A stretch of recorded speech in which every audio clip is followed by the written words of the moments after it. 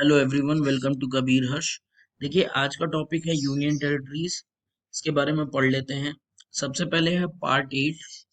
Part 8 जो है वो यूनियन टेरिटरीज के बारे में है। आर्टिकल 239 से 241 डिफाइंड है। देखिए, इसका administration is done by the president. और 2019 में जम्मू एंड कश्मीर एंड लद्दाख दो नई यूनियन टेरिटरी फॉर्म हुई थी। आर्टिकल 370 को हटा करके टोटल संख्या 9 हो गई। तो दैट इज यूनियन टेरिटरीज अब टोटल 9 है इंडिया में। और यहाँ पे जो रूल करते हैं वो लेफ्टिनेंट गवर्नर रूल करते हैं, ना कि गवर्नर। आर्टिकल 239 बताया एडमिनिस्ट्रेशन के बारे में। 239A is creation of local legislature. 239AB special provision to Delhi. Delhi भी एक यूनियन टेरिटरी है, उसको स्पेशल प्रोविजन स्टेट का दिया गया है और कैपिटल है इंडिया की। Article 239B power of administrator. Article 240 power of president to make regulations. Article 241 high court for यूपीज। देखिए, एक one and only union territory है दिल्ली, जिसमें हाई कोर्ट है।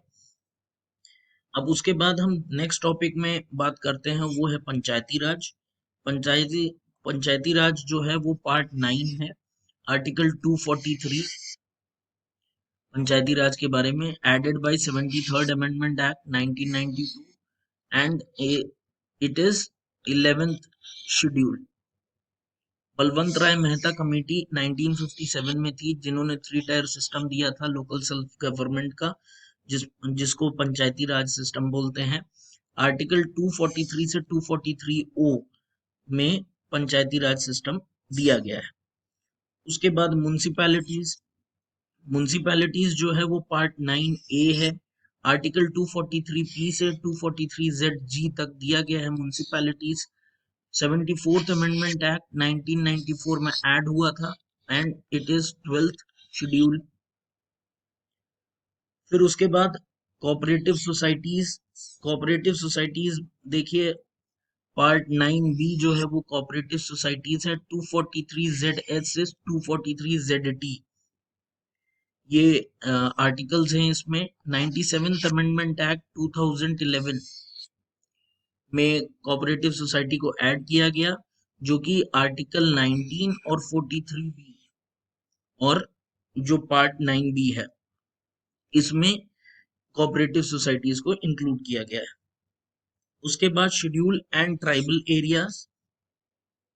ये पार्ट 10 ऑफ द कॉन्स्टिट्यूशन है, 244 से 244A, जिसमें शेड्यूल और ट्राइबल एरियाज है। 5th और 6th शेड्यूल जो हमारी है, उसमें ट्राइबल एरियाज के बारे में बताया गया है। फिर उसके बाद relation between union and state.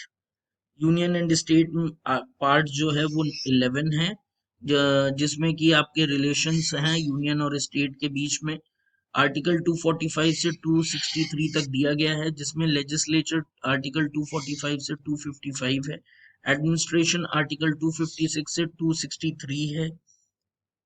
फिर उसके बाद सर्विसेज आ गया। सर्विसेज में देख लीजिए, सर्विसेज जो हैं अपनी, जो संविधानिक पद हैं, पार्ट 14 है। आर्टिकल 308 से 323 तक दिया गया है। आर्टिकल 312 जो है ऑल इंडियन सर्विसेज दिया गया है। और 315 टू 323 में है कमीशन है, union public service service commission है, जिसमें स्टेट पब्लिक सर्विस कमीशन के बारे में भी बताया गया है। उसके बाद ट्राइब्यूनल्स। ट्राइब्यूनल्स में जो है वो part 14A, article 323A to 323B, जो कि 42nd अमेंडमेंट एक्ट 1976 में ऐड किया गया था।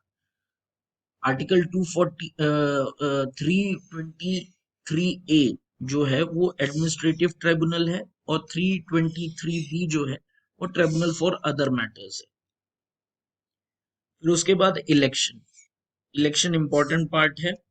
इलेक्शन जो है वो पार्ट 15 में दिया गया है, 324 से 329A तक। चीफ इलेक्शन कमीशन जो है वो प्रेसिडेंट अपॉइंट करते हैं। 6 इयर्स और 65 इयर्स, इन दोनों में से जो भी पहले है वो इनके टर्म है।